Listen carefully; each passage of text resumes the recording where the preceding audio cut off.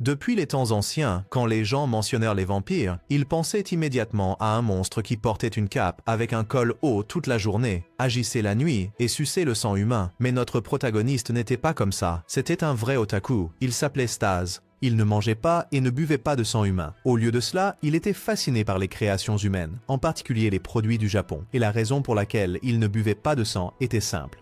Suceur de sang humain, c'était quelque chose d'autrefois, il n'aimait pas ça. Ensuite, la lumière du soleil dans le monde humain était maintenant très forte et aller dans le monde humain coûtait aussi assez cher. De plus, il était un homme occupé dans le monde des démons, probablement un employé de restaurant ou quelque chose comme ça, mais non, il était le chef d'un territoire dans le monde des démons, dirigeant un grand gang. Juste après avoir fini de parler, ses subordonnés ont immédiatement appelé Stas. Ils pensaient qu'ils appelaient pour signaler qu'ils avaient acheté le DVD qu'il avait demandé, mais il s'est avéré qu'ils avaient quelque chose de plus intéressant. C'était une fille humaine. Il semblait qu'elle s'était accidentellement égarée ici. Les subordonnés ne savaient pas comment s'occuper d'elle, alors ils l'ont signalé et lui ont confié. Rien qu'en entendant quelques mots, fille humaine, le jeune homme se figea. Ce n'est qu'après un moment qu'il reprit ses esprits et ordonna à ses hommes d'amener la fille directement dans sa chambre. À ce moment-là, Stas était très inquiet et nerveux car c'était la première fois qu'il rencontrait une fille humaine. De plus, elle était japonaise. Il paniquait, ne sachant pas quoi porter pour la rencontrer. Et puis, il a même sorti des animés pour se vanter devant elle, même de la musique aussi. La pile de vêtements était également un casse-tête pour lui. Pendant ce temps, la fille était emmenée dans l'ascenseur, entourée par les sous-fifres de Stas qui bavaient, tandis que Stas tâtonnait avec les vêtements comme s'il se préparait pour un rendez-vous. Il n'avait toujours pas fini quand ses hommes avaient déjà amené la marchandise à l'endroit. En voyant la fille, le jeune homme a immédiatement expulsé son subordonné de la pièce. La fraternité n'allait pas plus loin. Maintenant, il n'y avait plus que 2 personnes dans la pièce, mais le cœur de Stas battait toujours à tout rompre.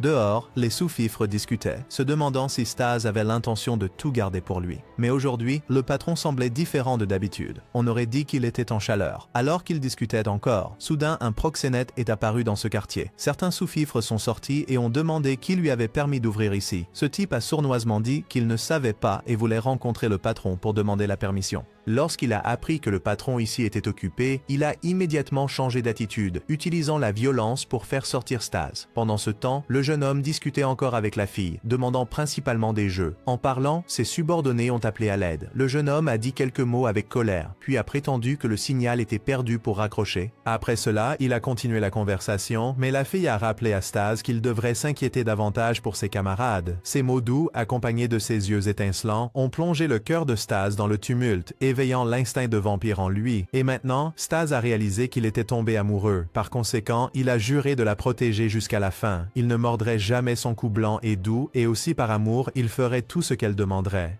Alors maintenant, il s'est finalement levé pour aller sauver ses subordonnés, tandis que Stas sautait par la fenêtre. Juste derrière lui, un arbre étrange essayait de grimper dans sa chambre. En voyant Stas arriver, ce type est devenu excité. Il l'a provoqué, puis a attaqué sans relâche. Mais Stas ne s'en souciait pas et s'est simplement approché. D'un simple geste de la main, il a détruit la masse de tentacules de vigne. Puis, avec un simple coup écrasant le cœur, Stas acheva celui qui avait osé semer le trouble sur son territoire. Ensuite, il retourna dans la pièce avec son proche subordonné. Mais dès qu'il ouvrit la porte, une scène le frappa, l'empêchant de refermer la bouche. Un arbre déformé de ce type se tortillait dans sa chambre, puis recracha un squelette. Stas se précipita furieusement en avant et fracassa l'arbre. Mais la seule chose qu'il obtint fut les vêtements couverts de slime de cette fille. Il regretta que, avant qu'il ne puisse faire quoi que ce soit, elle ait déjà été réduite à un squelette. Mais ensuite, son subordonné pointa vers le lit. Cette fille était toujours là, mais dans un état de nudité. Tous les deux hésitèrent. Cela pourrait-il être quelqu'un d'autre ou peut-être que l'arbre n'avait mâché que ses vêtements? À ce moment-là, Stas s'approcha de la fille et dit qu'il ne ressentait plus de désir pour elle. Le subordonné réalisa rapidement que celle qui se trouvait devant eux était morte et s'était transformée en fantôme. En regardant le crâne, la tristesse monta dans son cœur. Stas prit fermement la décision audacieuse de la ressusciter, quoi qu'il en coûte. Il s'avère que le jeune homme ne pensait à aucune méthode, mais était juste assis là à lire des mangas. Au début, il était aussi intéressé par cette fille que possible, mais maintenant, il l'ignorait complètement. De plus, elle l'irritait même. Jusqu'à présent, Stas ne connaissait même pas son nom. Alors, il a demandé. Le nom de cette fille était Yanagi Fuyumi. La fille ne pouvait toujours pas croire que Stas avait vraiment l'intention de la sauver, alors elle demanda à nouveau pour être sûre. Pourtant, la réponse qu'elle obtint fut que le jeune homme comptait sur le manga pour la sauver. Alors Fuyumi n'avait pas d'autre choix que de trouver son propre chemin. Soudain, elle se souvint de quelque chose. Il s'avéra qu'elle se souvenait du chemin pour venir ici. Après cela, Fuyumi guida immédiatement Stas. Lorsqu'ils arrivèrent, Stas fut étonné de le voir. C'était le plus haut niveau de magie spatiale. C'était la première fois qu'il la voyait. Après avoir dit cela, Fuyumi avait l'intention d'y aller seul, mais Stas l'arrêta. Au début, il n'avait pas l'intention d'y aller, mais en le voyant, il ne voulait pas revenir les mains vides. Par conséquent, il décida de l'accompagner. Mais la raison principale restait les jeux et la musique du monde humain. Mais avant de partir, il devait vérifier d'abord. Puis, Stas a emmené Fuyumi dans un café. La propriétaire ici était une fille avec 3 yeux et sa bête était la même. Cette personne s'appelait Sadi. Stas voulait lui demander de vérifier si Fuyumi pouvait retourner dans le monde humain. Après cela, elle et la bête se sont combinées, utilisant la clairvoyance émettant une lumière éblouissante. Après vérification, il a été confirmé que Fuyumi pouvait aller dans le monde humain, mais ne devait pas y rester trop longtemps. Puis, quand ils ont su que Stas irait aussi là-bas, tout le monde a paniqué. S'il partait, tout serait en chaos, car personne ne surveillerait ce territoire. Heureusement, à ce moment-là, Deku a amené une nouvelle recrue qui pouvait se transformer en lui. Ainsi, le problème a été résolu, et tout le monde a organisé une fête d'adieu pour Stas avant son départ. Le lendemain, ils étaient tous deux prêts à partir pour le monde des humains, mais Stas était tellement excité qu'il a oublié le but principal. Après que tous deux ont franchi la porte, l'endroit où ils sont arrivés était la chambre de Fuyumi. Stas était quelque peu déçu car, voyant que c'était si simple, il pensait qu'elle était emprisonnée. Après avoir demandé à propos de la vie quotidienne de Fuyumi, il décida d'aller à son école pour voir la situation. Alors qu'ils descendèrent les escaliers, ils rencontrèrent le père de Fuyumi. Il demanda immédiatement où elle avait été hier, qui était le gars qu'elle avait ramené à la maison et pourquoi elle n'était pas allée à l'école hier. Fuyumi était déconcerté, ne sachant pas comment répondre, alors Stas pulvérisa quelque chose directement sur le visage de son père, ce qui changea complètement son attitude, puis il partit immédiatement travailler. Il s'avéra que la drogue était une substance sécrétée par la bave de Stas qui pouvait contrôler les humains, mais n'avait aucun effet sur les démons. Après cela, ils sortirent tous les deux pour se préparer à aller à l'école. Stas lui rappela que, puisqu'il était un démon, il devait faire attention à ne pas attirer l'attention en marchant dehors. Mais les yeux de ce jeune homme s'illuminèrent à tout ce qu'il voyait et il sortit un appareil photo, prenant des clichés partout. Fuyumi lui rappela que faire cela pourrait le dévoiler, puis Stas sortit à nouveau ce flacon pulvérisateur et en vaporisa partout où il venait de toucher. Pendant ce temps, dans le monde des démons, le nouvel acolyte nommé Yoshida s'efforçait d'imiter Stas pour l'incarner de manière plus convaincante. De retour à Fuyumi, elle était maintenant assise en classe, sa vie semblait normale, mais en parlant, elle a réalisé que les souvenirs de tout le monde semblaient embrouillés. Cela la fit se sentir distante de tout le monde, alors ensuite elle pleura et le dit à Stas, mais il la réconforta en disant que grâce aux vaporisateurs, tout était encore sous contrôle. Sans eux, préférerait-elle dire à tout le monde qu'elle était morte et qu'elle était maintenant un fantôme. Mais Fuyumi a dit à Stas de ramener tout le monde à la normale, parce que si cela continuait ainsi, elle préférerait disparaître. Stas parla comme s'il était d'accord avec sa disparition, puis il lui dit de regarder son propre corps. À ce moment-là, Fuyumi réalisa que ses jambes avaient disparu, ses bras aussi. C'était normal pour les démons de bas niveau dans le monde des humains. Bien que plus tôt le contrôle ait dit qu'elle allait bien, Sati avait aussi averti que Fuyumi ne devait pas rester trop longtemps.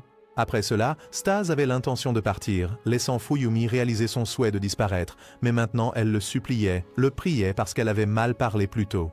Voyant cela, Stas se mordit le doigt, le laissant saigner, puis le lui donna à lécher. La scène où elle recevait du sang de lui était quelque peu étrange.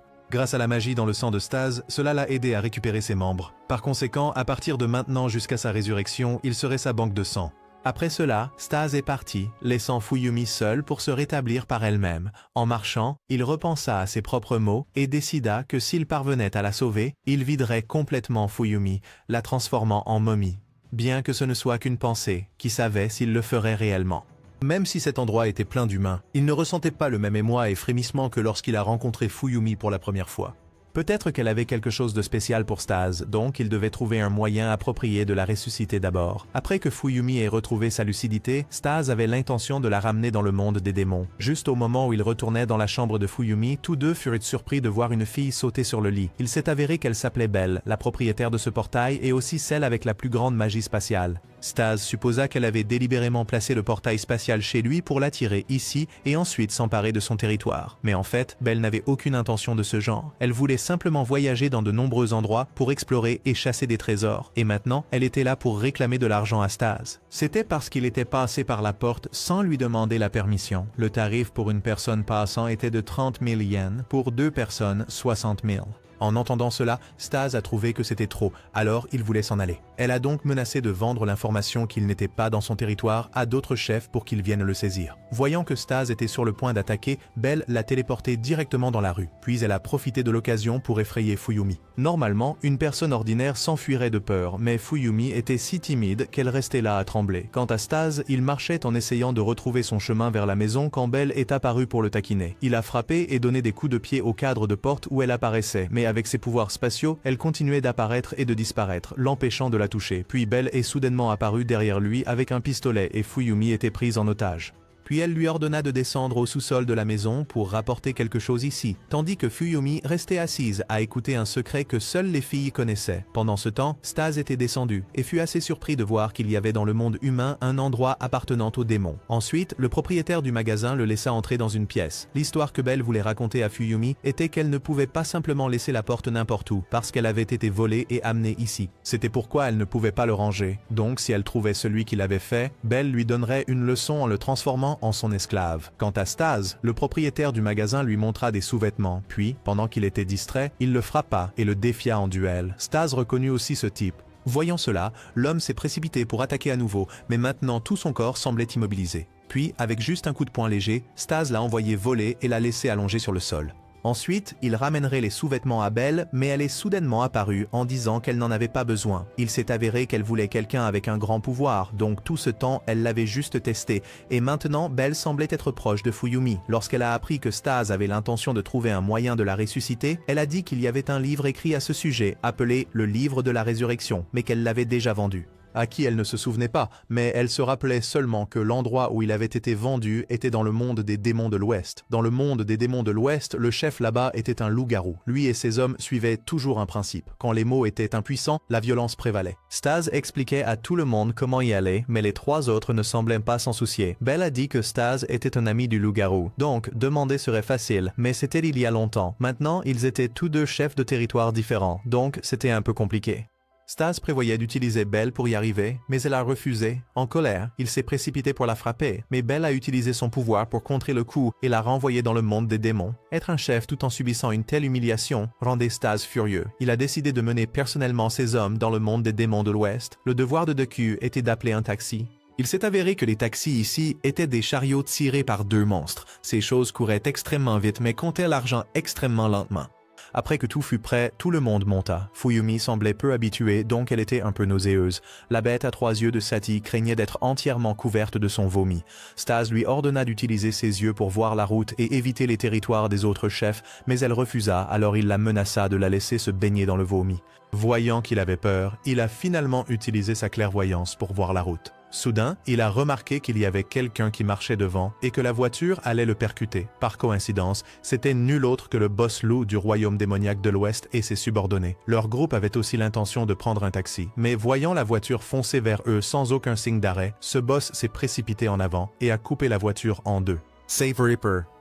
Heureusement, Stas a réussi à porter tout le monde et à sauter. Ensuite, les deux chefs ont serré les poings et se sont précipités l'un vers l'autre. On aurait dit qu'ils allaient se saluer avec des coups de poing, mais c'était en fait une poignée de main sincère. Les subordonnés étaient stupéfaits car ils n'avaient jamais vu leur chef aussi joyeux. Sans perdre de temps, Stas a immédiatement mentionné ce dont il avait besoin, à savoir trouver le livre de la résurrection. Mais ce loup-garou ne travaillerait pas gratuitement. Alors Stas a décidé de suivre l'ancienne méthode. Les deux se disputeraient. Si Stas gagnait, alors le loup devait l'aider à trouver le livre. Mais si le loup gagnait, alors Stas lui donnerait Fuyumi.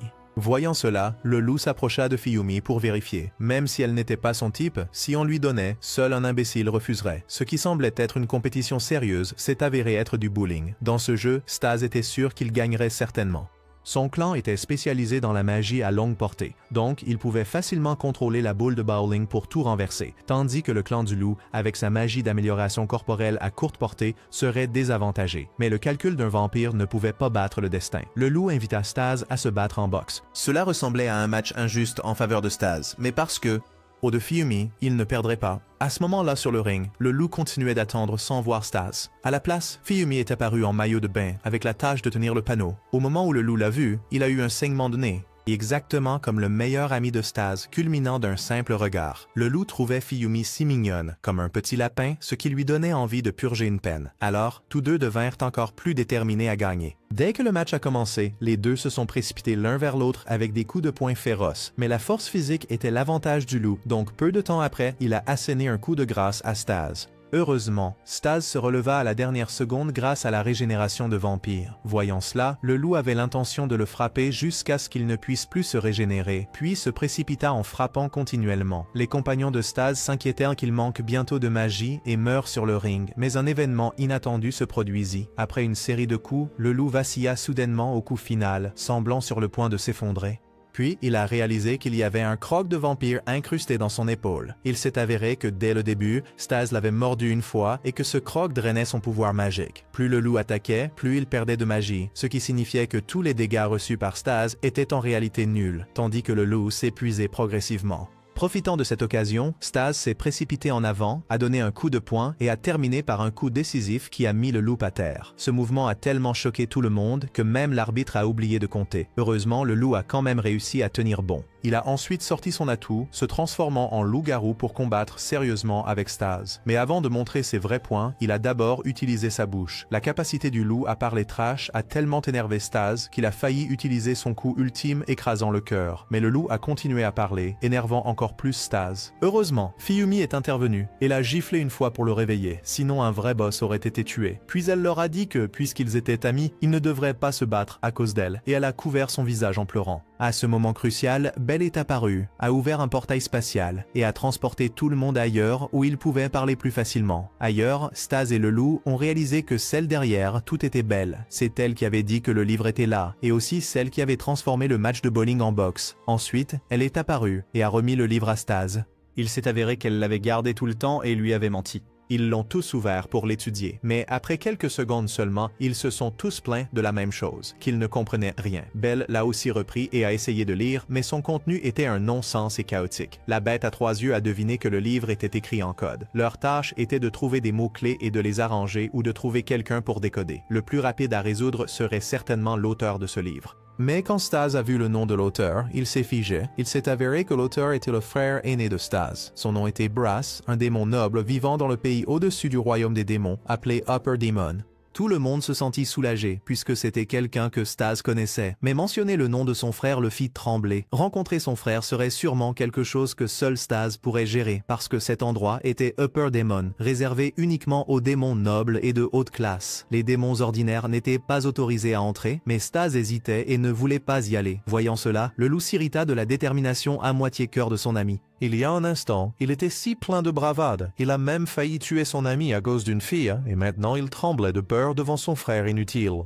En entendant cela, Stas accepta à contre-cœur, admettant qu'il irait là-bas. À ce moment-là, ce fut au tour de Belle de refuser de l'y emmener, laissant encore une fois le loup s'en charger. Il cria sur Belle, la rendant incapable de dire autre chose que d'accepter. Les sous-fifres et Fiyumi, voyant cela, restèrent figés d'admiration parce que ce type était trop cool. Belle venait à peine de commencer à créer le portail, pas encore complètement connecté, quand le loup a déjà envoyé son ami voler droit dedans. Mais malheureusement, l'endroit où Stas a atterri était la propre chambre de Belle. Après le départ de ces deux-là, le loup et ses sbires sont allés faire des courses pour acheter de la nourriture et des vêtements pour Fiyumi, tandis que Stas finissait de se baigner dans la chambre de Belle. Ensuite, ce fut son tour de se baigner, mais Stas ressentit quelque chose d'étrange, comme si Belle avait une sorte de plan contre lui. Du côté du loup, la bête à 3 yeux se demandait pourquoi le loup, qui appartenait aussi aux démons de la haute classe, avait quitté le haut démon.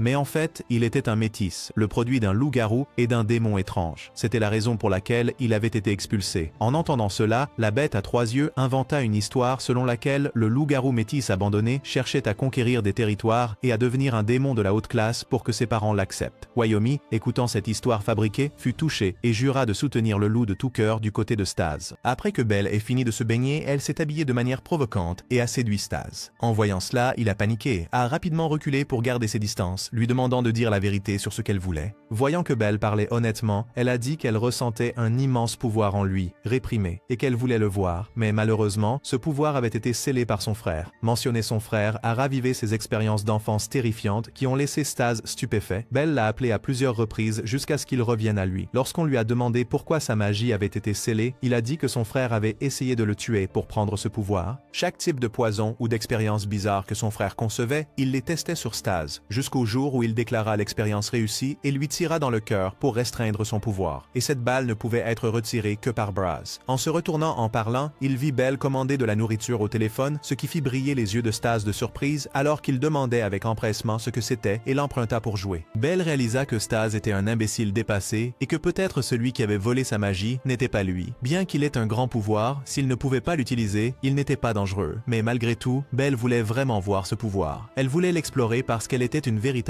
chasseuse de trésors. Ensuite, au dîner, Belle élargit les horizons de Staz en lui faisant goûter des sushis. La première fois qu'il les essaya, il était un peu déconcerté. Staz pensait même que cela se déplacerait sur un tapis roulant. Après avoir mangé un morceau, Staz a immédiatement jugé Belle comme une bonne personne, évaluée trop vite juste à cause de la nourriture. Du côté du loup, il mangeait aussi, mais Wyoming était tellement inquiète qu'elle mâchait la nappe, puis soudain elle s'est effondrée pour dormir. Alors le loup a dû la porter au lit, mais a senti quelque chose d'étrange dans son dos. Puis la bête à 3 yeux a paniqué en voyant les jambes de Wyoming disparaître progressivement. Le lendemain, Belle a emmené Staz au château, mais c'était encore très loin. Ce n'est qu'après l'avoir vu partir qu'elle se sentit rassurée de disparaître. Ensuite, Staz s'est soudainement déplacé furtivement car ce serait terrible s'il était découvert par son frère et une autre personne. Juste au moment où il disait cela, une hache a volé de quelque part. Il s'est avéré que c'était sa sœur cadette nommée Liz. Pendant ce temps, le loup se précipitait en portant Wyoming sur son dos à la recherche de quelqu'un pour la soigner. Il y avait une personne qui connaissait très bien le corps des démons. Bien que pas très fiable, il pouvait leur fournir des informations. C'était un fou dans le domaine scientifique du monde des démons. Son nom était Franken. Celui-ci était vraiment fou. Tout en soignant un perdant, il n'arrêtait pas de se plaindre, puis lui a remis une bombe, un billet de vacances permanent.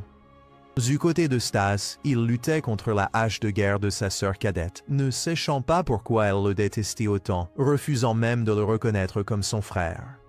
Il s'est avéré que c'était parce que Staz avait osé insulter leur frère aîné, celui que Liz admirait énormément, et elle avait donc longtemps attendu ce jour, le jour où elle pourrait utiliser sa hache pour le condamner correctement. Après avoir dit cela, elle a abattu la hache, créant un cercle magique qui a invoqué un point géant qui a frappé Staz directement dans l'une des pires prisons du monde des démons. Cet endroit s'appelait la boîte à jouets de Liz. Aller voir son frère pour demander la magie de résurrection et récupérer la balle semblait maintenant presque impossible pour Staz. À ce moment-là, le loup avait déjà réussi à amener Wyoming à Franken pour un examen, pendant que Staz essayait désespérément de briser le lien, mais il ne se pliait même pas, encore moins se cassait. Puis le bouton sur le mur attira son attention. Les prisonniers autour de lui l'encouragèrent à l'appuyer. Dès qu'il l'a fait, ils ont éclaté de rire joyeux. Le mur derrière la cellule s'est lentement ouvert, révélant l'arène où les prisonniers défièrent les gladiateurs de la prison pour obtenir le droit à la liberté. Ces gladiateurs étaient extrêmement redoutables, assez forts pour qu'un chef comme Staz soit battu sans pitié, sans porter un seul coup. Après le combat, ils ont ramené son corps et l'ont jeté à nouveau dans la cellule. À ce rythme, il mourrait probablement ici avant même de réussir à ressusciter Wyoming. Quant à Wyoming, Franken l'examinait minutieusement. Il a dit qu'à l'intérieur de son corps, en plus du pouvoir des démons, il existait aussi le pouvoir d'un autre type de démon, spécifiquement celui des vampires. Se pourrait-il que Staz l'ait déjà dévoré? Le loup et la bête à 3 yeux étaient confus, ne sachant pas si le corps de Wyoming était masculin ou féminin. Mais en réalité, elle portait simplement la magie des vampires en elle. Normalement, chaque type de démon absorbait l'énergie démoniaque du monde des démons et générait son propre type unique de pouvoir. Mais dans le cas de Wyoming, elle avait 2 sources de pouvoir démoniaque en elle. Elle se mélangeait, ce qui a causé la disparition de ses jambes. En termes simples, c'était une surcharge, car avec le corps d'un démon normal, le pouvoir des vampires était trop grand. Mais une chose étrange était que Wyoming était en fait capable d'absorber ce pouvoir. Si elle le gérait correctement, elle pourrait même être capable de manipuler elle-même les pouvoirs des vampires. Retour à Staz. Il continuait à défier les gladiateurs zombies à plusieurs reprises, tandis que Liz buvait son thé tranquillement. Quand soudain son frère Braz apparut, il réalisa que sa sœur cachait quelque chose. Après avoir demandé, il apprit qu'il y avait un intrus, mais au lieu de le tuer, Liz l'avait jeté en prison. Braz était très perplexe quant à la raison pour laquelle elle avait fait cela et continua de la presser, quand soudain, un des zombies entra pour signaler que le nouveau prisonnier était incroyablement têtu. Peu importe combien il le battait, il refusait d'abandonner. En entendant cela, Braz devint curieux et le voulait pour lui-même. Pendant ce temps, le loup ne pouvait pas croire que la façon de sauver Wyoming était de tuer Stas. En résumé, Wyoming était maintenant dans un état de fantôme. Elle pourrait devenir un vampire si elle consommait celui qui lui avait donné ce pouvoir. Mais plus il entendait, plus le loup devenait en colère. Attrapant Franken par le col, il exigea des réponses. S'il faisait cela, Stas mourrait sans sa magie. Mais Franken soutenait que Stas vivrait toujours en Wyoming. De retour auprès de Stas, son frère était arrivé pour le voir.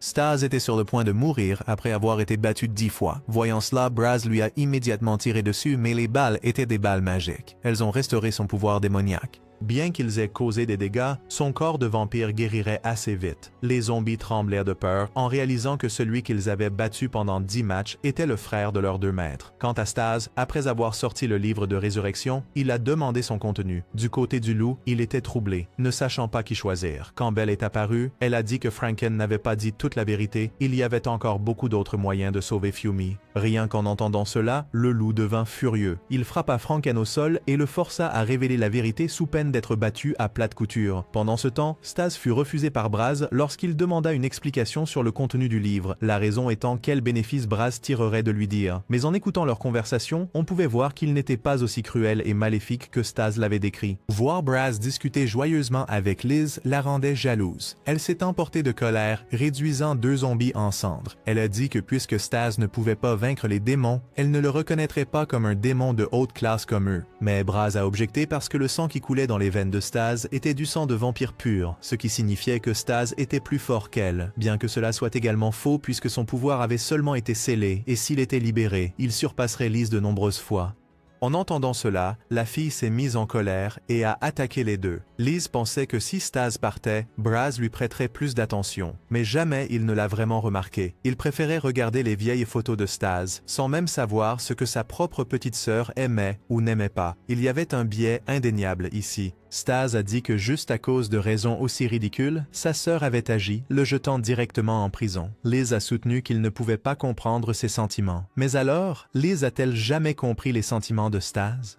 Après cela, Braz accepta de se conformer à la demande de Stas, mais en retour, il avait aussi quelque chose à lui demander. De l'autre côté, le loup força finalement Franken à révéler la vérité. Il s'est avéré qu'il avait délibérément dit ces choses pour ses propres fins. Il avait en fait créé un monstre et par coïncidence, c'était aussi le sujet dont Braz voulait parler à Stas. 3 jours plus tôt dans le monde des démons, un démon artificiel nommé Hakim avait été créé. C'était une œuvre créée par Franken lui-même, assemblant les parties du corps d'autres démons pour créer un super démon. Ensuite, il s'est échappé de la cage de recherche et a déclaré vouloir trouver des parties de corps puissantes qui lui convenaient. Avant que Franken ne puisse l'arrêter, la créature avait déjà utilisé la magie spatiale et avait disparu. Par conséquent, le loup et Stas ont été chargés de capturer ce démon artificiel. Puis, Braz a raconté que lorsque Stas était enfant, il possédait une immense source de pouvoir magique. Il pouvait même compresser un énorme rocher d'un rayon de 5 mètres à la taille d'une bille. Mais à chaque utilisation, Stas s'évanouissait et si cela continuait, il pourrait mourir à tout moment. Pour éviter cela, Braz devait tirer une balle directement dans son cœur pour réprimer le pouvoir de Stas. Mais maintenant, Braz croyait que Stas avait la capacité de contrôler ce pouvoir et de l'utiliser pour éliminer le démon artificiel. Avec son pouvoir scellé maintenant libéré, Stas pouvait facilement balayer les 2 zombies qu'il avait initialement battus à plate couture. Stas ressentait de la joie à retrouver sa force. L'être artificiel était l'adversaire parfait pour tester le pouvoir qui avait été scellé si longtemps. Son frère Braz espérait qu'il réussirait à le vaincre. Ensuite, Braz dirait à Stas comment ressusciter les vivants. À ce moment-là, le loup confrontait déjà cet être artificiel gênant qui l'attaquait continuellement avec un anneau spatial. Le loup a immédiatement riposté, lui brisant le bras. Pourtant, d'une manière ou d'une autre, il réussit encore à utiliser l'anneau pour le projeter contre le mur. Ses membres n'étaient rien de plus que des parties décoratives contrôlées par la magie plutôt que par des os ou des nerfs. Son véritable corps était un fantôme contrôlant ce cadavre. Le loup n'avait pas d'autre choix que de se transformer en sa forme de loup pour se donner à fond contre lui, bien qu'il n'ait que 3 minutes dans cette transformation. Pendant ce temps, Belle et Franken avaient leur propre conversation secrète. Belle savait que Franken attendait que le loup perde pour pouvoir réparer le jouet d'Adumi sans interférence. À travers ses observations, Belle savait aussi clairement que Franken était conscient que l'être artificiel Hakim pouvait utiliser la magie spatiale. Elle exigea que Franken révèle tout ce qu'il savait immédiatement. Avant que le temps du loup ne s'épuise, il réussit à déchirer Hakim en 3 morceaux. Mais bien sûr, cette attaque n'eut aucun effet. Hakim rassembla rapidement les parties de son corps éparpillées et se réassembla. Staz apparut juste au moment où le temps de transformation du loup se terminait et prit le relais du combat. Les 2 jeunes hommes, en se rencontrant, repoussèrent immédiatement Hakim et commencèrent à se quereller bruyamment. Hakim se sentit insulté et attaqua instantanément les 2. Belle ouvrit un énorme écran pour qu'Adumi et le furet puissent regarder le combat des loups. Elle était légèrement perplexe quant à la raison pour laquelle le loup était redevenu humain, se transformer plus tôt que prévu. Staz a montré quelques mouvements et le loup lui a fait suffisamment confiance pour lui confier Hakim. Seul, Staz pouvait gérer ce type problématique. Leur bataille ébranlait ciel et terre. Staz, agissant de manière flamboyante à la manière d'un anime, a essayé d'imiter le mouvement de Son Goku pour envoyer valser Hakim. Mais avant même qu'il ne puisse porter un coup, Hakim l'a frappé d'un seul coup, l'envoyant rouler sur le sol. Avec tous ces tours tape à l'œil, Staz ne méritait d'être appelé qu'un guerrier de 3e ordre. Les mots de ce bâtard de pot-au-feu de poulet en patchwork ont vraiment mis Staz en colère. Ce mouvement clé appartenait à l'homme le plus fort du monde qu'il respectait. Hakim n'avait pas le droit de l'insulter. Staz a juré de le tuer avec la technique ultime créée par l'homme même qu'Hakim qualifiait de 3e ordre. Rien qu'en entendant cela, tout le corps d'Hakim tremblait d'excitation. Sa poitrine s'ouvrit en une bouche alors que son corps se transformait. La puissance de Staz était plus forte que Braz ne l'avait imaginé. Il était digne d'être la guillotine des ennemis. Voir les torrents de puissance déferler autour de son corps rendait déjà évident qui gagnerait ce combat. En un rien de temps, Staz déchiqueta le corps d'Hakim en centaines de morceaux avant qu'il ne puisse même cligner des yeux. Hakim avait épuisé toute la magie dans son corps et n'avait pas l'intention de continuer à se battre. Mais Staz refusa de le permettre, le forçant à se lever et à continuer le combat. Staz le ferait mourir sous son coup signature. Il leva la main et réduisit le cœur d'Hakim en poussière. Le monstre recousu fut rapidement réduit en décombres. Après la fin de la bataille, le loup est soudainement venu chercher Staz pour se battre à nouveau. Staz n'avait aucune idée que Belle avait utilisé la magie spatiale pour rassembler les parties du corps d'Hakim pour Franken avant qu'il ne puisse les détruire complètement. En vérité, les pouvoirs spatiaux d'Hakim n'étaient qu'une imitation. Ceux de Belle étaient authentiques. Belle voulait savoir quel démon Franken avait utilisé pour créer Hakim. Avant cela, lorsque les recherches de Franken avaient atteint une impasse, il ne trouvait aucune pièce pour maintenir le corps d'Hakim ensemble car elle continuait à se désagréger de manière incontrôlable. À ce moment-là, il reçut un cadeau d'une personne mystérieuse. Dans la boîte se trouvait le corps d'un utilisateur de magie spatiale. Belle voulait connaître le nom de celui qui avait volé sa magie, mais Franken ne savait rien. À ce moment-là, Braz et Liz sont apparus. Il est venu annoncer que Franken et Hakim feraient face à la justice pour avoir troublé la paix du monde des démons. Liz avait longtemps désiré exécuter les 2, mais cette fois, Braz était seulement là pour donner un avertissement. Dès qu'elle a entendu l'ordre, Liz s'est précipitée pour leur infliger un coup punitif.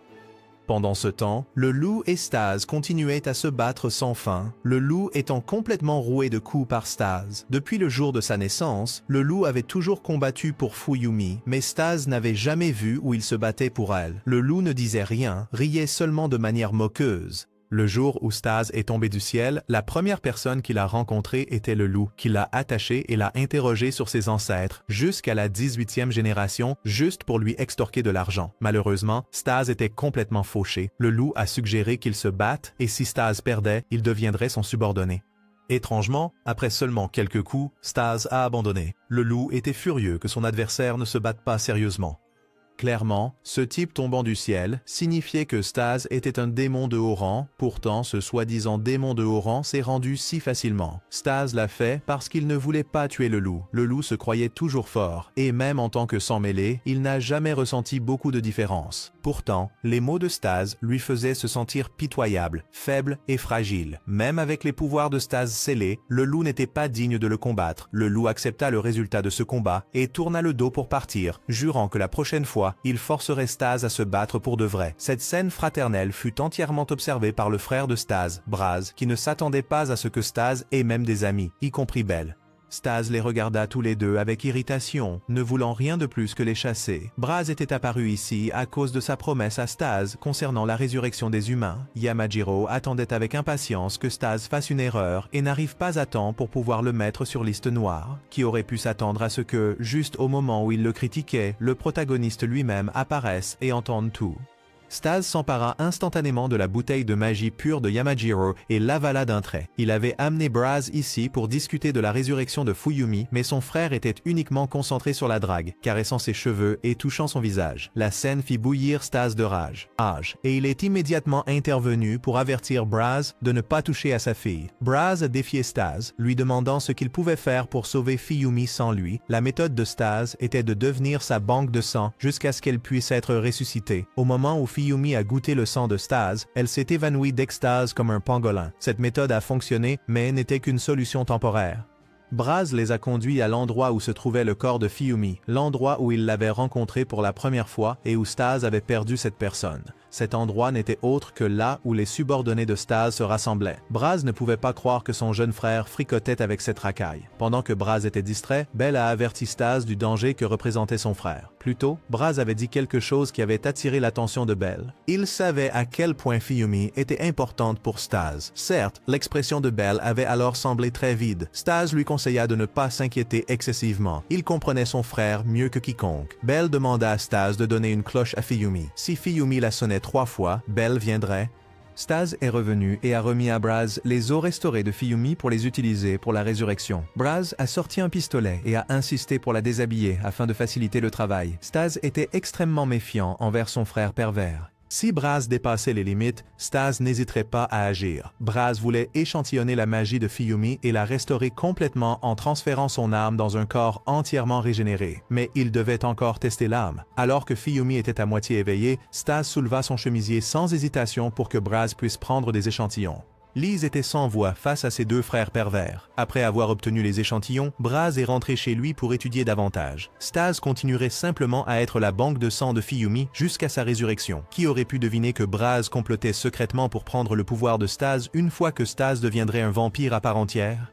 Lise a été autorisée à rester avec Stas. Quand les deux sont revenus, Fuyumi était devenue, sans qu'il le remarque, une employée du restaurant. Elle avait cuisiné de la nourriture du monde humain pour tout le monde.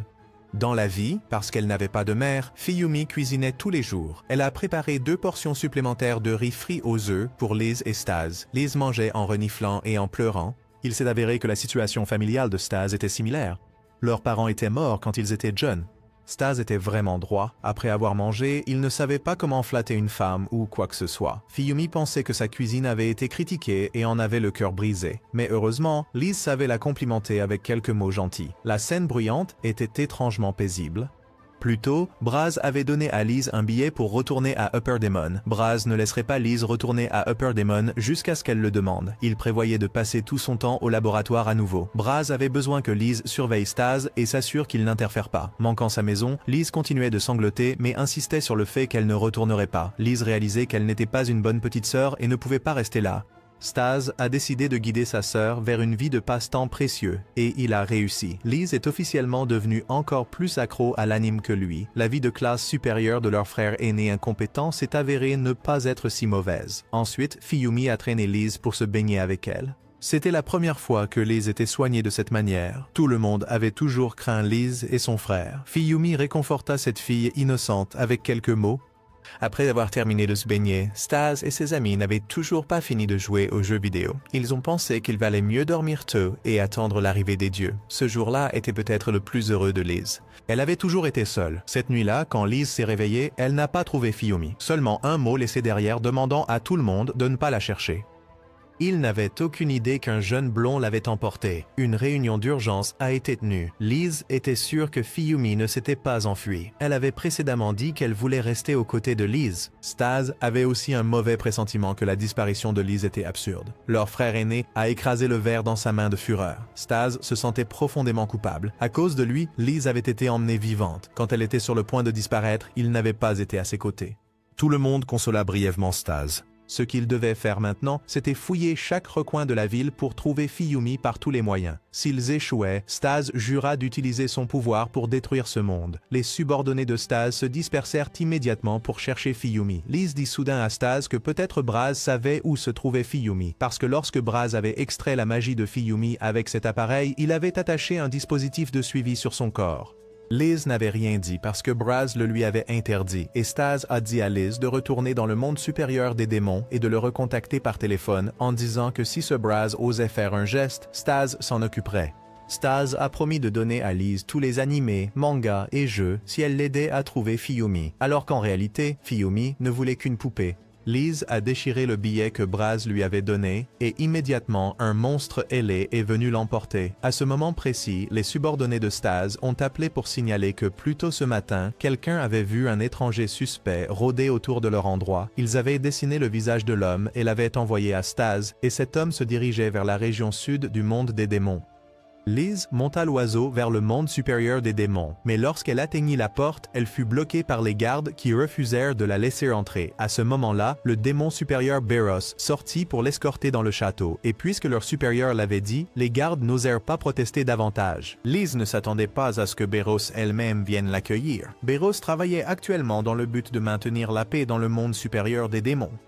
Elle voulait rencontrer Braz, mais il l'avait toujours éconduite. Et maintenant, elle avait enfin une raison officielle d'aller le voir et d'enfermer cet homme à lunettes avec son pouvoir spécial. Le roi d'Acropolis, Liz Swadei, voulait vraiment le rencontrer une fois, bien que Liz ne comprenne pas pourquoi cette ordure voulait rencontrer Braz, l'homme même qui leur avait volé leurs parents. Bientôt, ils arrivèrent au château de Braz.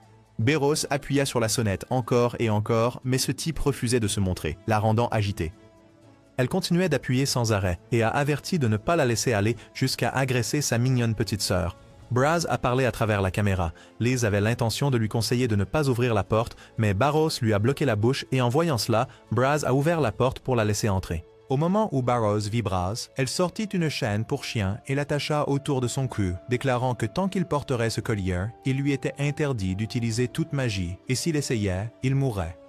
Ce pervers, cependant, n'a pas suivi le plan et a même dit qu'il était prêt à être son animal de compagnie, choquant tellement Barros qu'elle a failli s'effondrer d'incrédulité. Braz a ensuite invité Barros dans un endroit privé pour avoir une conversation plus pratique. Il n'était pas en colère contre Liz pour lui avoir désobéi et lui a confié la tâche de s'occuper de la maison. Après le départ de Braz, Liz appela immédiatement Stas en pleurant parce que c'était précisément son retour qui avait conduit à la capture de Stas. Liz se rendit ensuite à l'orbe de surveillance pour vérifier où Fiyumi se dirigeait, mais c'était inutile. Fiyumi était dans un endroit assez sombre qu'elle ne pouvait pas identifier. À ce moment précis, un type étrange est venu embêter Stas. Stas lui a montré la photo, demandant des informations sur l'homme blond qu'il cherchait. Le type pensait que Stas était mou et a agi de manière arrogante, mais Stas l'a frappé une fois et l'a instantanément fait se comporter. Bien qu'il ne sache rien, il était sûr que son patron savait tout. Stas, ne s'inquiétez pas qu'il essaie quoi que ce soit après tout. Il pouvait facilement l'envoyer dans l'autre monde. La loutre conduisit alors Stas à une maison qui semblait assez imposante. Son propriétaire était un bonhomme de neige, donc la maison était gelée toute l'année et même le propriétaire grelottait de froid. Le nom de la loutre était Sabao. Stas montra au bonhomme de neige la photo de l'homme blond, et le bonhomme de neige le reconnut, et savait même où il habitait. Cependant, il ne pensait pas que Stas pouvait atteindre cet endroit puisqu'il était situé au cœur d'un point culminant dimensionnel, l'une des 7 merveilles du monde des démons. Personne n'avait jamais réussi à y entrer. Il a suggéré à Stas de prier pour que Nell ne soit pas allé trop loin. À ce moment-là, Nell était dans un restaurant de ramen, en train de manger à sa faim, quand il s'est soudainement souvenu que Fiyumi devait avoir faim aussi.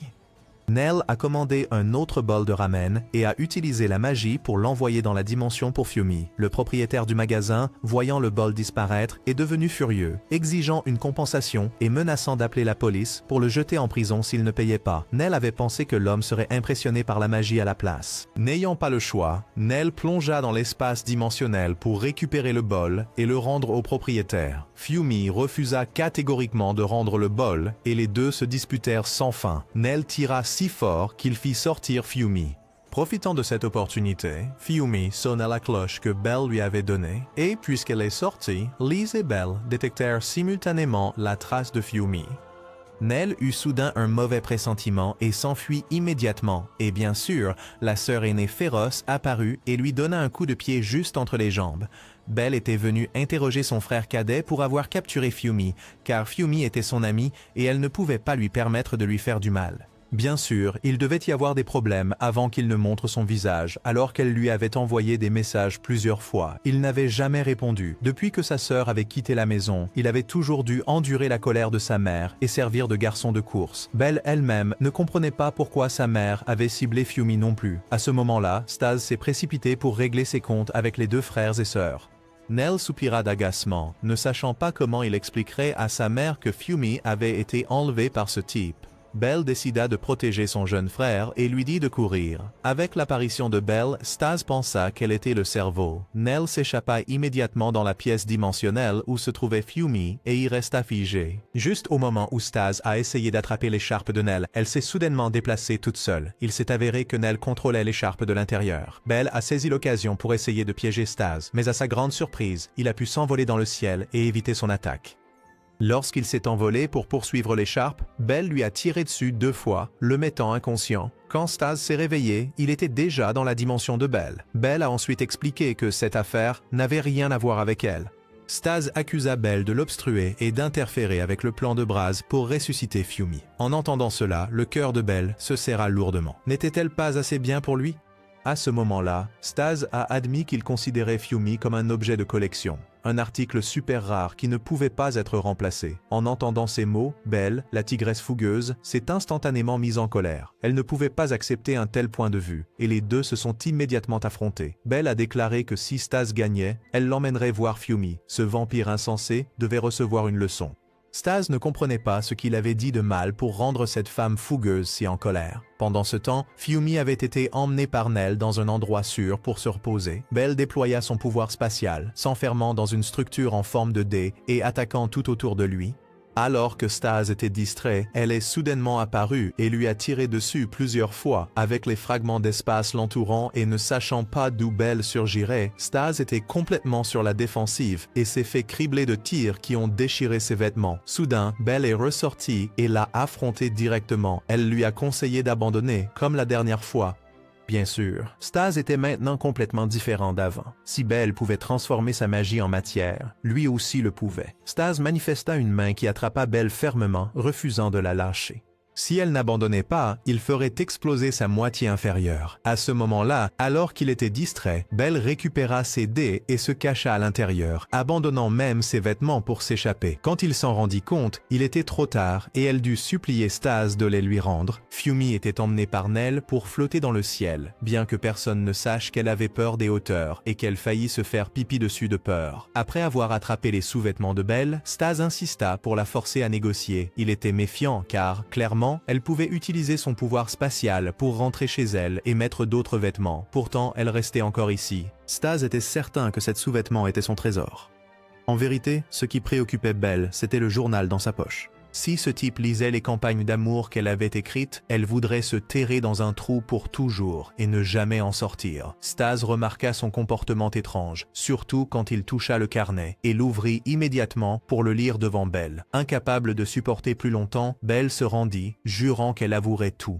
Stas l'a instinctivement relevé, oubliant qu'il tenait encore son sous-vêtement et que tout était exposé. Le pauvre Stas a ensuite été réduit en morceaux par Belle jusqu'à ce qu'elle vide ses munitions. Ensuite, Belle l'a conduit dans la forêt pour poursuivre Nell et Fuyumi. En vérité, Belle se sentait un peu triste parce que Stas était toujours Fuyumi, alors qu'elle était juste là. Elle ne voulait pas que Stas l'ignore.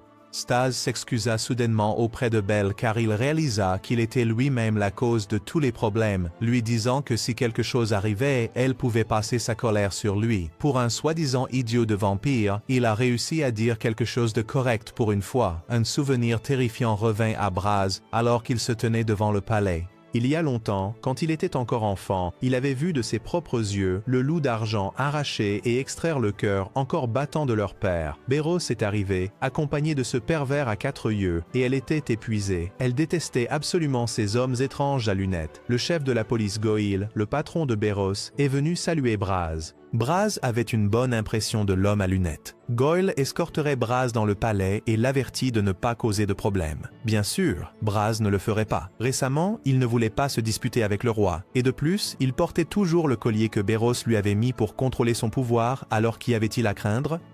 Fujimi et Nell rentrèrent enfin chez eux sur les nuages. Fujimi rencontra l'intendant de Nell, qui ressemblait exactement à son propre père. La rencontre entre Braz et le Grand Loup était tendue. Le roi, à ce moment-là, jouait au golf, entouré d'un groupe de jeunes filles célestes. Le Grand Loup ordonna à tout le monde de partir, ne laissant que Braz. Fujimi avait été changé en vêtements voyants, choisis par la mère de Belle-Chan, et c'était à cause de tenues comme celle-ci que Belle ne voulait jamais rentrer chez elle. Juste à ce moment-là, Belle amena Stase à travers la porte spatiale. En voyant l'apparence débraillée de Stase, Fujimi était extrêmement inquiète. Stase a soudainement exigé qu'il n'agisse pas de manière trop familière pour le moment. Lui et Belle étaient follement amoureux. Belle a immédiatement répliqué et a tiré sur Stase, laissant les deux figés. Belle a expliqué que peut-être leur père savait déjà que Belle et Stase étaient ici. Si leur mère apprenait que Stase était venue emmener Fujimi, les choses deviendraient très compliquées. Elle avait besoin d'un plan pour éviter tout accident. À ce stade, Belle comprenait probablement vaguement certaines des choses que Braz lui avait dites. Le plan était établi. Quiconque s'y opposerait recevrait un coup de pied entre les jambes comme Nell. L'intendant frappa et annonça que la maîtresse voulait voir Fujimi. Stase voulait venir, mais il a été catégoriquement refusé. Quand la maîtresse a vu Fujimi, elle s'est immédiatement précipitée pour la serrer dans ses bras comme une mère retrouvant un enfant perdu depuis longtemps. Les trois autres qui regardaient à l'extérieur ont été surpris lorsque l'intendant a commencé à parler avec Stase. Il a dit que Braz, son frère, et maîtresse Nien de la maison Belle échangeaient toujours des lettres. À ce moment-là, Braz discutait d'une affaire grave avec le roi.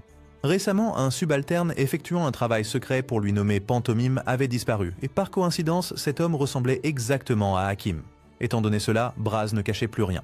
Il a admis qu'il s'était débarrassé de Pantomime et avait délibérément divulgué des informations pour que le roi le convoque ici. C'était une déclaration de guerre contre le roi à propos du moment où leur père est mort et que cet homme est devenu le nouveau roi. Cependant, Braz n'avait aucune envie de s'asseoir sur le trône lui-même. Au lieu de cela, il prévoyait de mettre en mouvement quelque chose qu'il était en train de créer. Et bien sûr, cette chose serait encore plus terrifiante que le Grand Loup. Le Grand Loup rit avec dérision et lui donna une semaine pour amener quiconque pourrait le menacer au palais. Il déclara qu'il cracherait sur eux deux. Après cette déclaration, Beros enferma Braz dans une pièce. Il fit semblant d'avoir frappé un clou et mordit sa main si fort que le sang de vampire jaillit comme la pluie. Bien qu'il voulût utiliser la magie pour se guérir, le collier que Beros lui avait mis l'en empêchait. Sans autre choix, Beros a dû retirer le collier. Bien sûr, elle est tombée dans un piège et a été droguée par Braz.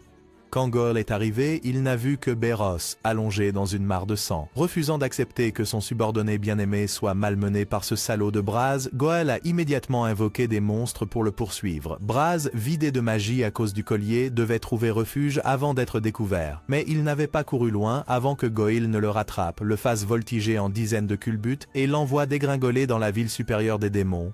Braz est tombé chez une fille et a emprunté son téléphone. Pendant ce temps, le groupe de Stase avait une audience avec la mère de Belle, qui a déclaré que Fujimi lui appartenait et que personne ne pouvait l'emporter sans sa permission.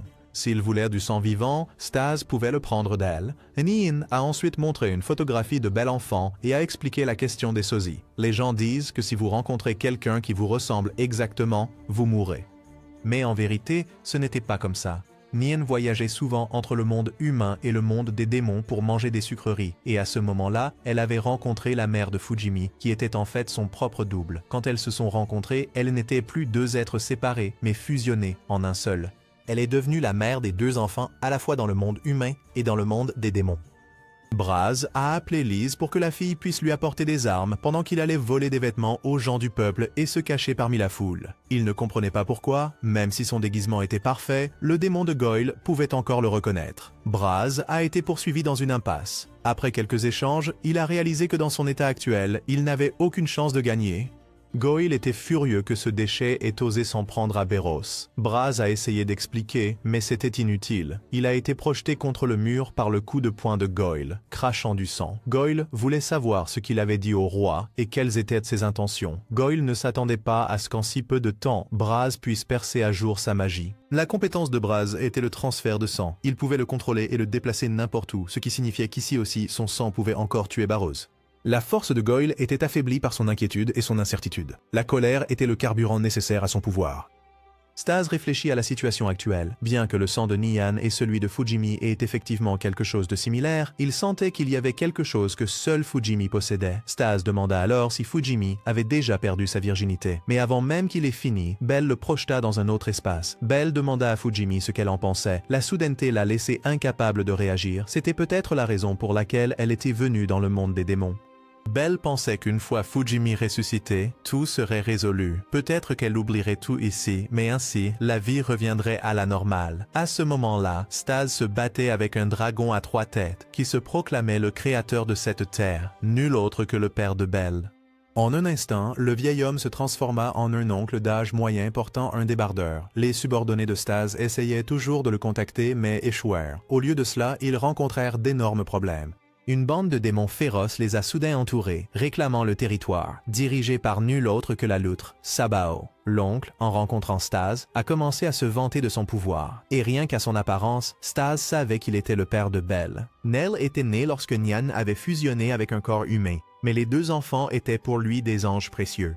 Quant à Fujimi, après avoir discuté avec Nyan, ils avaient convenu d'élever la fille. Quiconque oserait les arrêter devrait passer sur son cadavre. En parlant, l'oncle créa une barrière autour de l'île où les 2 se tenaient. C'était la première fois que Belle ramenait un garçon à la maison. Normalement, l'oncle l'aurait accueilli à bras ouverts, mais après avoir entendu que Stase poursuivait également Fujimi, les choses étaient différentes. Fujimi continuait de regarder le majordome en pensant à son propre père. Peut-être que Nyan avait amené cet oncle ici pour empêcher les 2 de se rencontrer. Fujimi devint curieuse de la relation du majordome avec sa mère, et cette question fit recracher sa boisson à Belle, assise à côté d'elle. Le majordome répondit qu'il n'avait qu'une relation maître-serviteur, mais le père de Belle pensait autrement. Le père de Fujimi, Yanagi, était le seul homme qu'il craignait.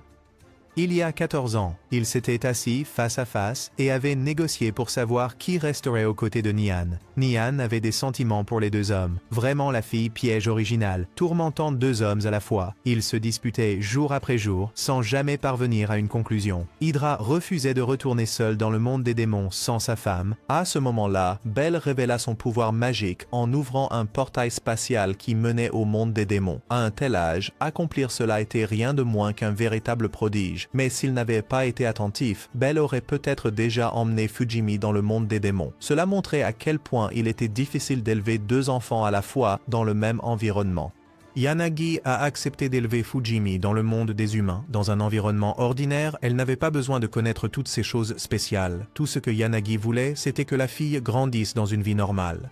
Il avait résolu d'élever Fujimi par ses propres moyens. Même maintenant, Hydra était encore hanté par ces mots. Hydra n'avait jamais entendu de telles choses dans le monde des démons. C'était l'endroit où tout le monde ne parlait que de soi. Yanagi avait choisi l'avenir de sa fille plutôt que son propre bonheur. Cependant, ce n'était pas que Yanagi voulait abandonner sa femme. Il avait dit que si Hydra rendait Nyan malheureuse, alors Yanagi ne lui pardonnerait pas. Hydra n'avait jamais craint personne, mais cette menace sérieuse lui donnait la chair de poule. Cela frappait directement au cœur d'Hydra. Il s'avança et frappa Stase si fort que sa mâchoire avant faillit s'envoler. D'une manière ou d'une autre, Goyle et Braz s'étaient déjà réconciliés et étaient assis ensemble à discuter sur des chaises. Goyle envoya ses subordonnés vérifier l'état de Barrows pour s'assurer qu'elle était en sécurité avant de se lever pour partir. Braz s'inquiétait qu'une punition lui soit infligée pour avoir causé un tel vacarme dans la ville, mais le roi n'avait pas encore donné d'ordre. Goyle voulait vraiment savoir pourquoi le roi agissait ainsi. À ce moment-là, Braz a admis qu'il avait menti auparavant sur sa relation avec le roi.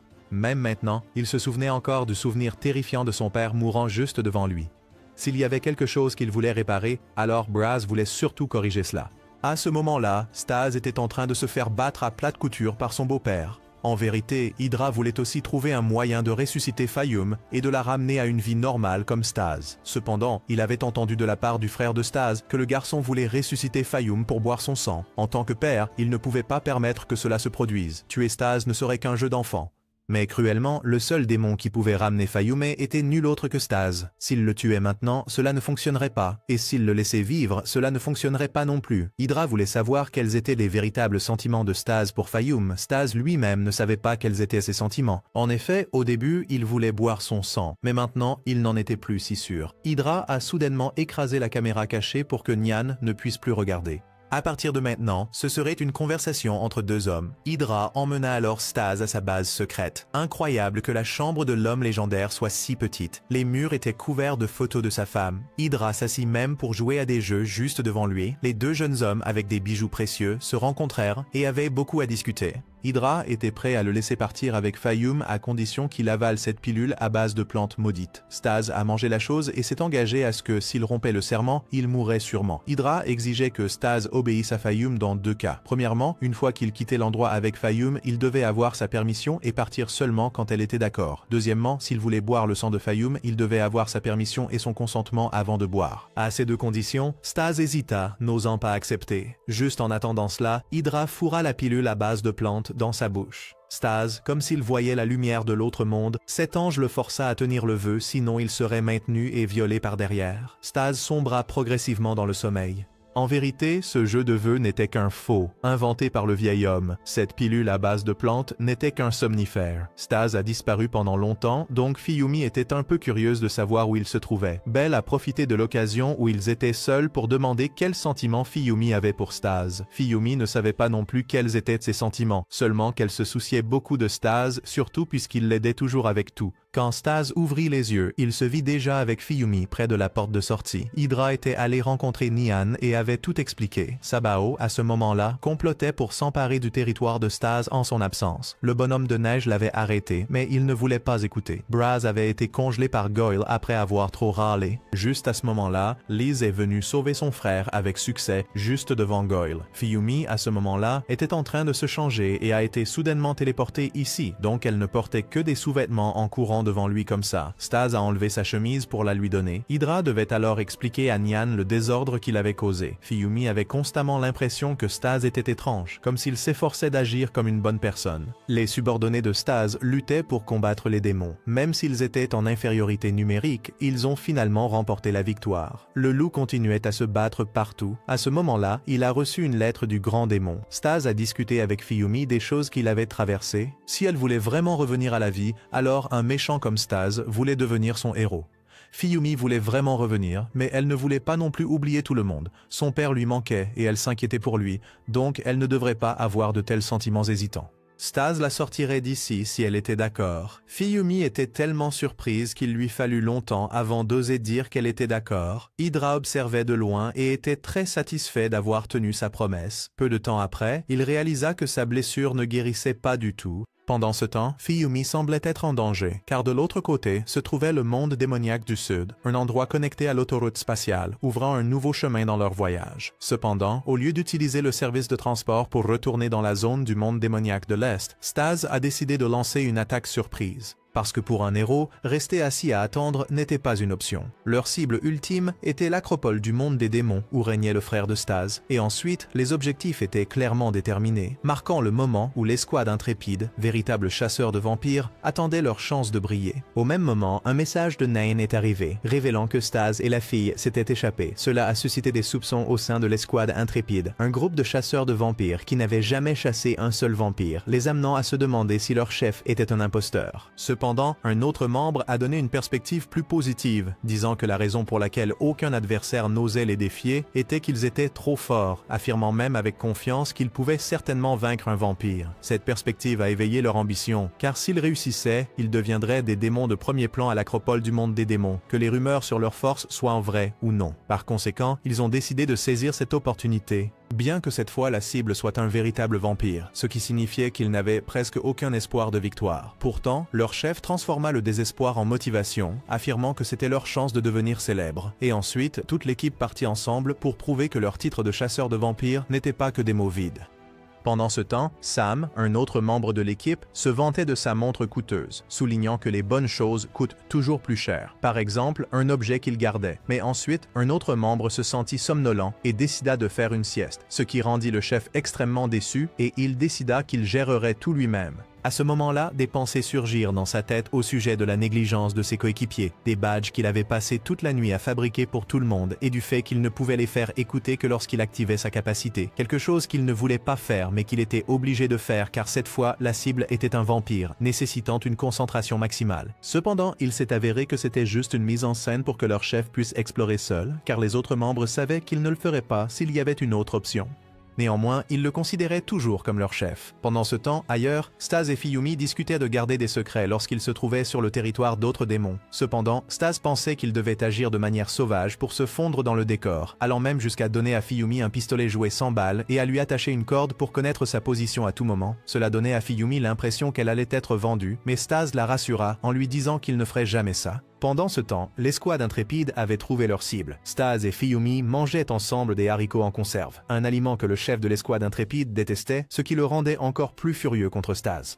Quant à Fiyumi, bien qu'elle n'aimât pas les haricots, elle était trop timide pour le dire à haute voix. À la place, elle fit une autre demande, qui était de sucer un peu de sang de Stas. Cependant, Stas refusa, expliquant qu'elle avait encore un peu de sang de la dernière fois et qu'elle devrait se concentrer sur la fin de sa boîte de haricots. Cela créa une atmosphère gênante entre les deux, puis un chat étrange apparut, engageant une conversation avec le chef de l'escouade intrépide, révélant qu'il avait un bon article, de l'herbe à chat, une substance addictive, faisant réaliser au chef que Fiyumi était contrôlé par Stas de cette manière et il décida d'intervenir. Mais juste au moment où il allait activer son pouvoir, il ressentit soudain une sensation étrange. Pendant ce temps, Stas expliquait à Fiyumi sa condition, que son pouvoir magique s'affaiblissait progressivement à chaque fois qu'elle recevait du pouvoir magique de lui, ce qui faisait que l'intervalle entre chaque réapprovisionnement devenait plus court. C'est pourquoi il ne voulait pas qu'elle suce son sang sauf en cas d'urgence. À ce moment-là, Fiyumi réalisa que son corps disparaissait progressivement et elle commença à paniquer.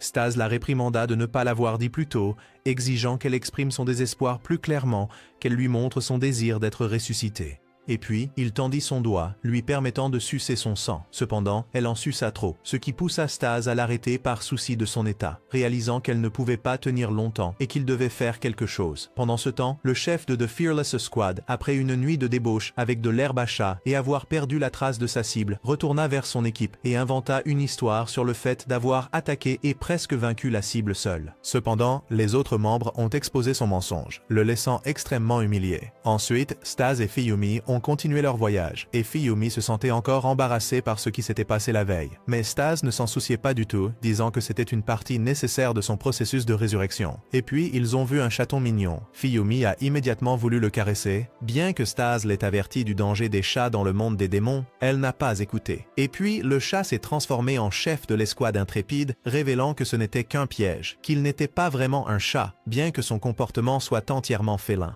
Ensuite, Stas, se sentant agacé, l'attaqua. Cependant, le chef de l'escouade intrépide esquiva facilement l'attaque, révélant qu'il s'agissait d'une chasse à sens unique, une chasse aux vampires. Puis toute l'escouade intrépide apparut, entourant Stas et Fiyumi. Stas, remarquant le retard de l'équipe, décida de tout gérer lui-même, pendant que la Fearless Squad était occupée à se disputer, donnant à Stas et Fiyumi une chance de s'échapper. Cependant, le chef de l'escouade intrépide avait déjà anticipé l'intention de Stas, révélant que son pouvoir était la lecture de pensée, lui permettant de lire chaque mouvement de son adversaire tant qu'il avait une partie de la victime en lui. Et un autre membre de l'escouade, Roy, avait la capacité de salle de chat, lui permettant de partager les informations qu'il lisait avec toute l'équipe. Et puis, ils ont révélé que l'un d'eux avait la capacité de tuer Stas, et ensuite, ils ont commencé leur attaque.